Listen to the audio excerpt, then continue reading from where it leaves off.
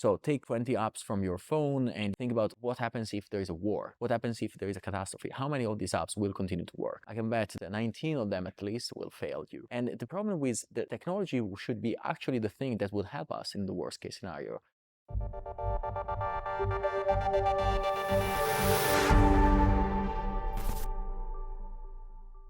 Frederick with Bitcoin.com. I've got the one and only Paolo Ardoino, CEO of Tether, the biggest stablecoin company on earth. Thank you for having me. Paulo, welcome. Thank you. Yeah. So, how are you enjoying the conference? What Very do you think? much. I think that is the first time for me in the United States that I come to a conference like this. This year, that was the first year I came to the United States, and I'm already in love with the place. I've been around a few cities only, New York, Washington, and now Vegas. And just I like the vibes here. I think that I feel the good energy that I was expecting to see from our Bitcoin community. And so, when you think about New York and so something like Vegas, like what do you think? Like in terms of just the city? Yeah. New York is, I like it. Vegas is too much for me, I would say. It's like it's the opulence. It's my first time in Vegas too. It's very noisy and too many lights.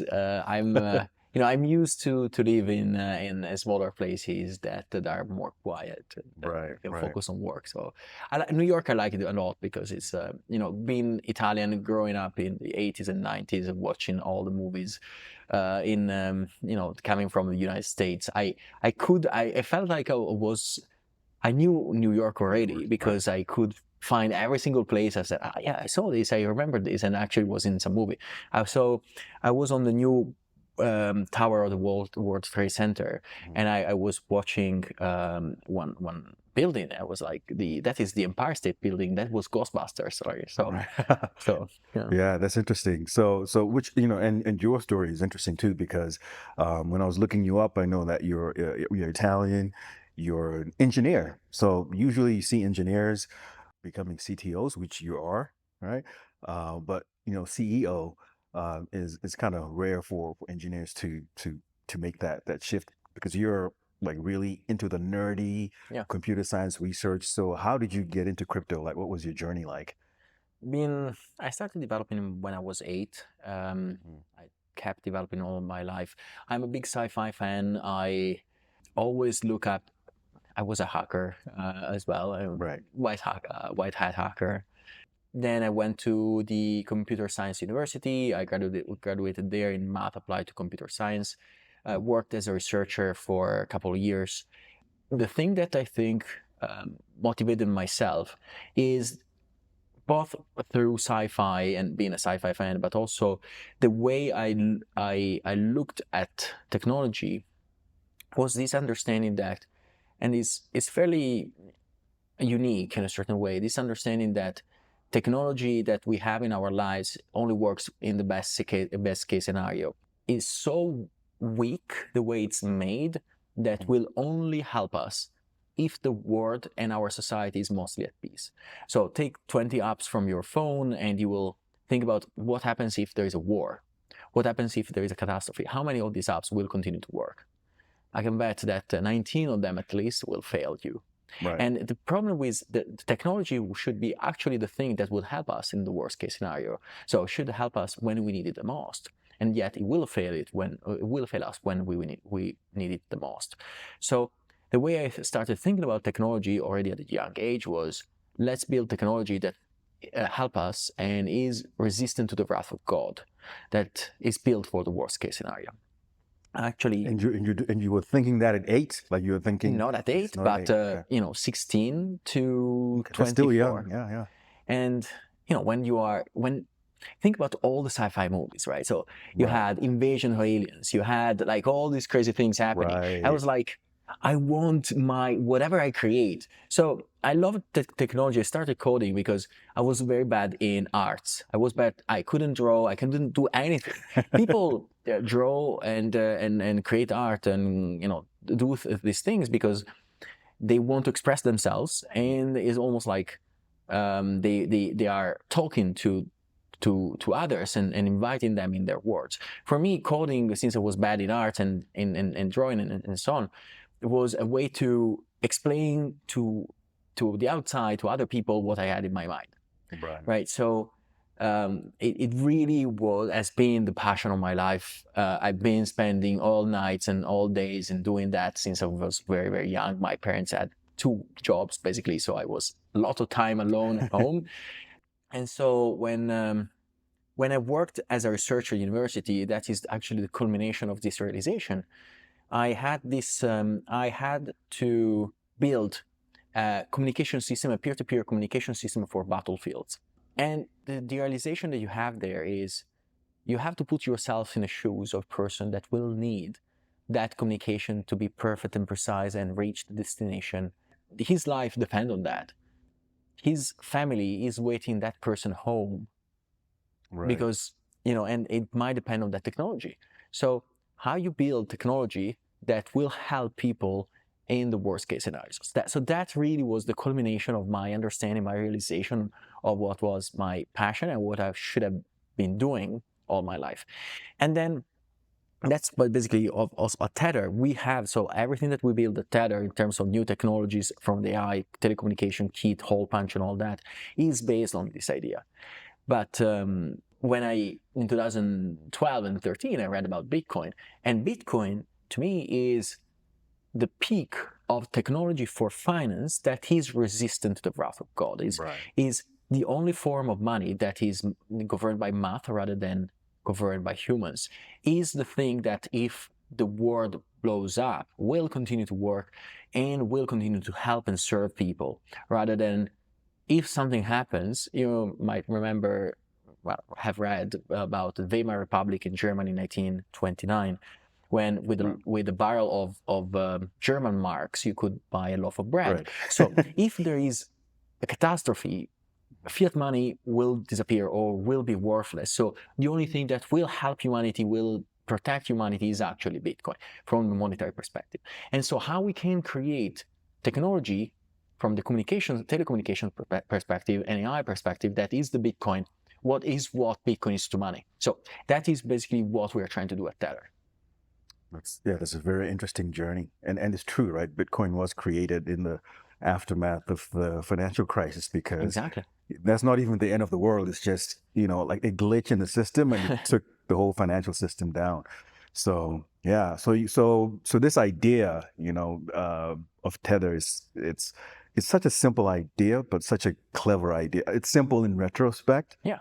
Right. But such a clever idea. And Tether was the first company to create I guess, an industry-wide stablecoin. I'm not sure if there was a stablecoin before that, but Tether, certainly was, the first industry stablecoin. Was the first stablecoin. And it's the biggest one. So of course, people are asking these days, because of the Genius Act and the Stable Act, you guys have come this far. What is the next stage of stablecoins with legislation pending? What do you see as the future of stablecoin in the next 10 years or whatever window into the future you can describe? That's a good question. So I think that, first of all, we are very honored because the technology that we created, the first stablecoin 11 years ago. And now after 11 years, people are waking up and thinking, oh, that's a great idea. And hence, we are humbled to see the most powerful government in the world, the United States one, actually writing law for something that we created. So it's very unique, and so we are very excited and humbled by that.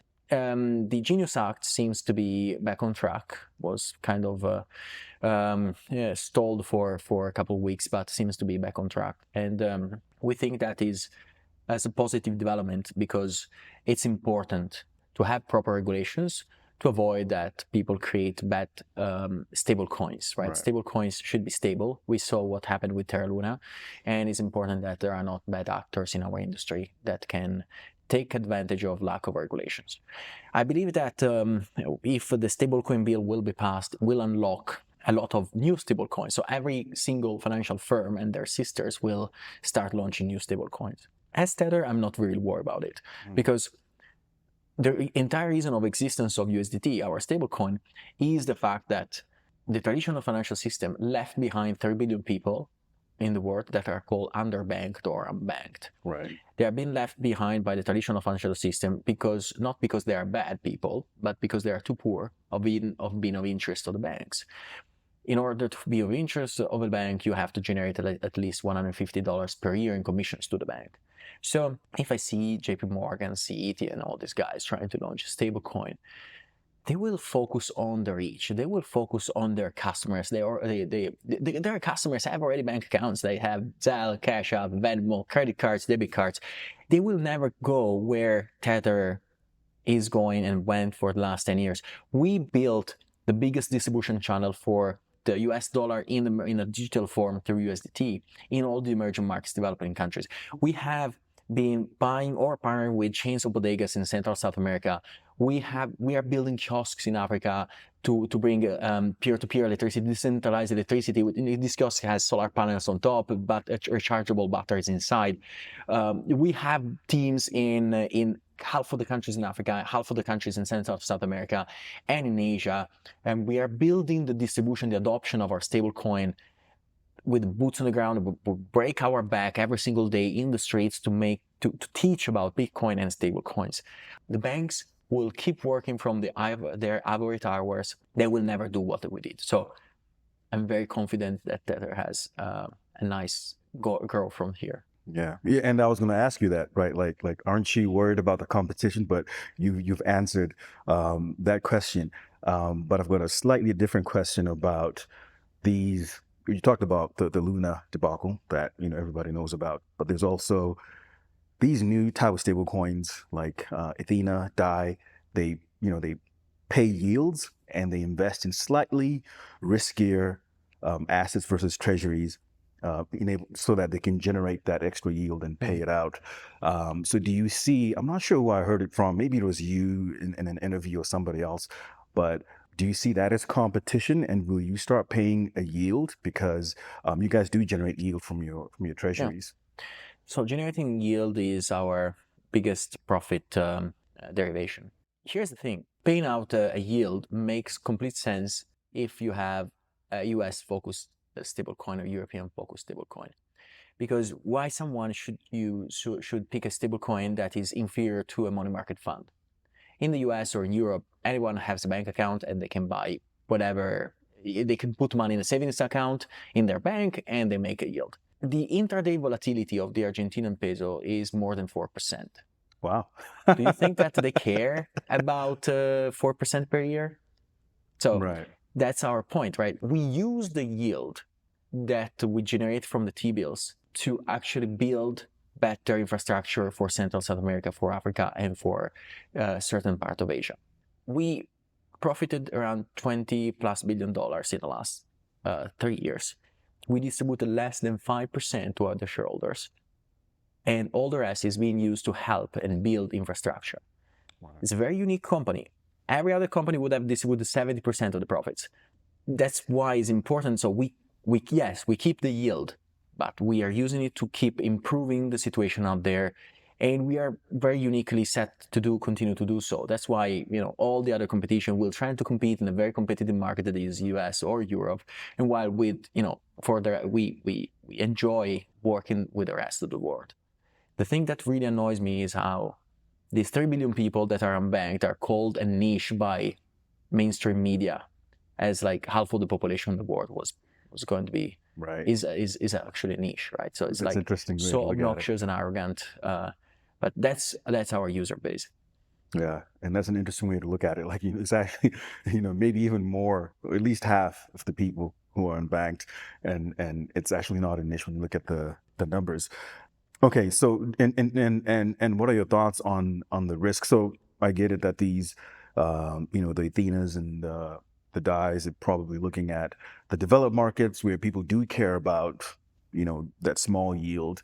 What are your thoughts on their structure? Do you think some people have criticized?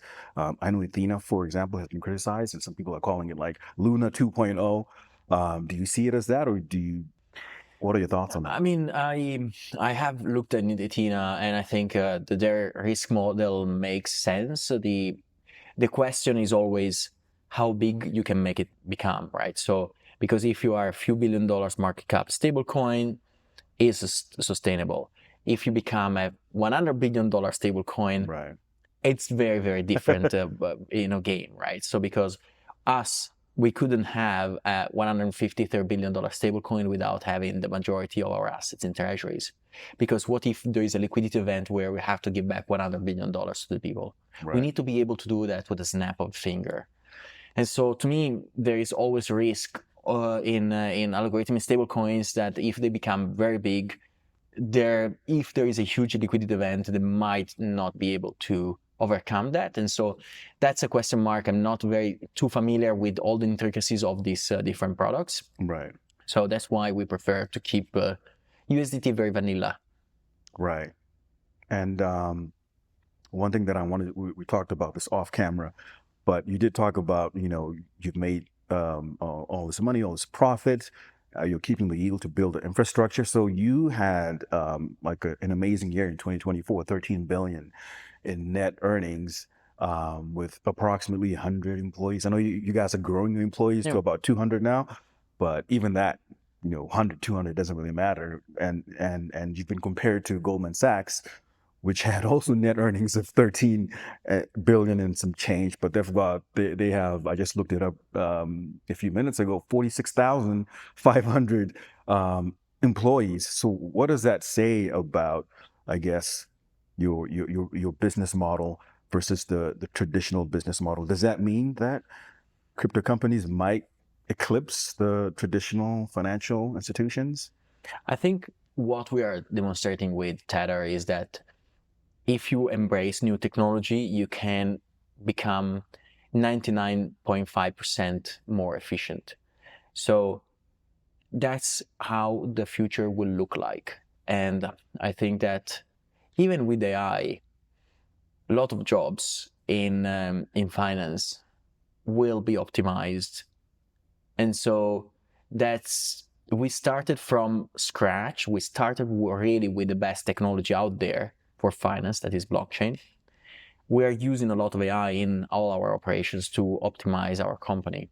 And so we are demonstrating that, that's the path for the future. I don't think, you can efficiently run operations with tens of thousands of people in the future, especially in the financial system. You will choke under your own pressure.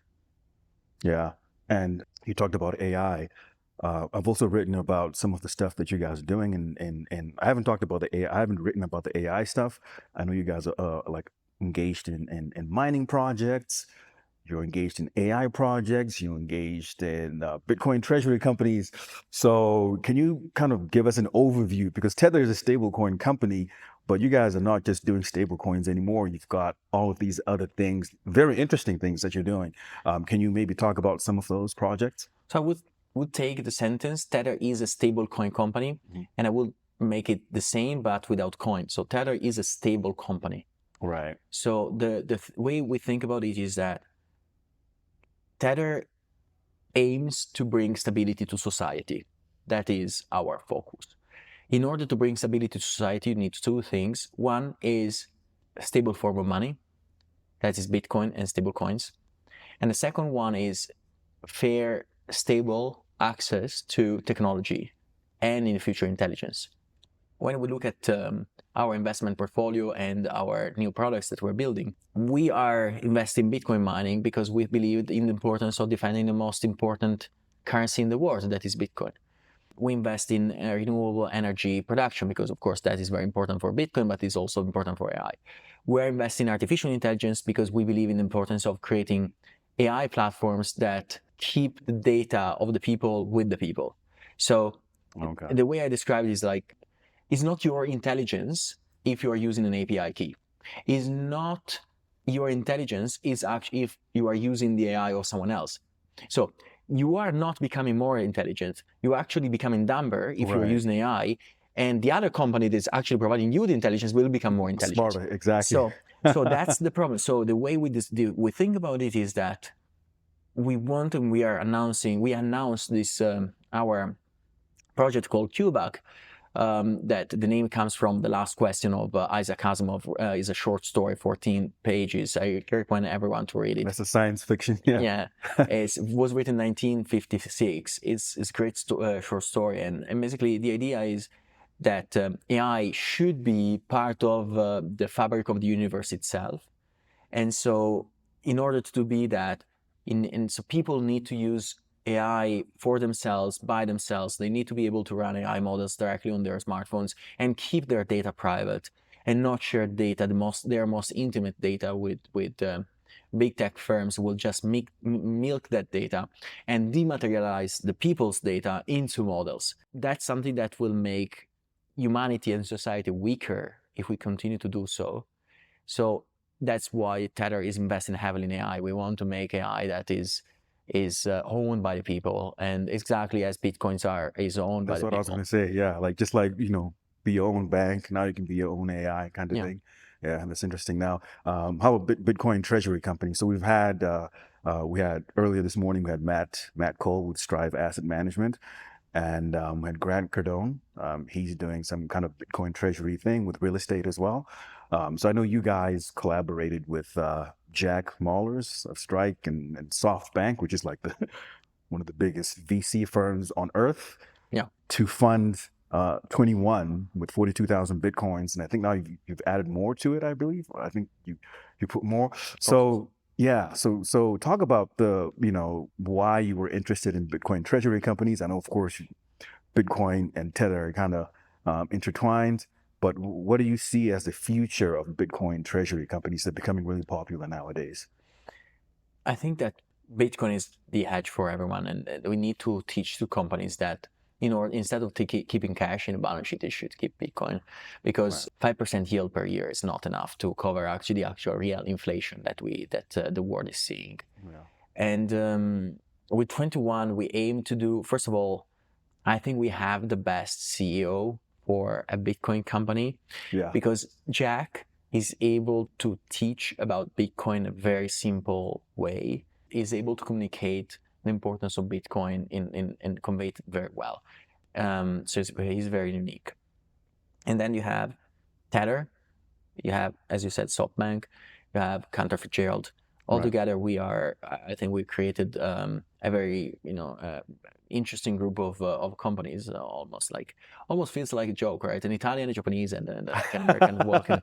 But exactly. But it's I think is going to set the example for Bitcoin treasury companies. I think part of the efforts of 21 will be actually Bitcoin education for companies, for Wall Street, for all the people, right? So that's what we wanted to focus on. That's interesting. And so we're here at Bitcoin 2025, like we talked about at the beginning of the podcast. When I was walking around, I was seeing a lot of like different things, like a lot of interesting, unique, weird things. And being that you guys, I'm sure that you scan the industry and see if there's something interesting that you'd like to invest in. Are there any interesting projects or ideas that have come out of the crypto space or out of the Bitcoin space, or that you saw at the conference that you think are worth mentioning or that excite you? Because you're also a smart, like, engineer mind, computer science mind. Is there anything that is interesting to you outside of the major things that Tether has already invested in? I'm much more a fan of Bitcoin than crypto in general. Not many know, but I think that putting all the numbers together, Tether is the company that funds, support more Bitcoin startups than anyone else in the world. We provide grants to things like BTC Pay Server, or we invest in companies like Blockstream or plenty of others. We have funds that invest in Bitcoin companies, Bitcoin startups. So that is our focus, is freedom, and we think that freedom is financial freedom and freedom of speech. So that's our entire focus. We invested recently in Rumble, a video streaming platform, very big in freedom of speech. And so for us is we don't want to lose ourselves. We don't want to spread, although we are doing many different things. We don't want to spread ourselves too thin. We just want to focus on the huge vertical already of freedom. All right. Well, there you have it, guys. Paolo Ardoino, he's the CEO of Tether, the largest stablecoin company on earth. I think you guys are like $150 billion now. So it's a pretty important company in the space. Thank you for taking the time to do this. I know you're a busy man. Thank you very much. Thank you.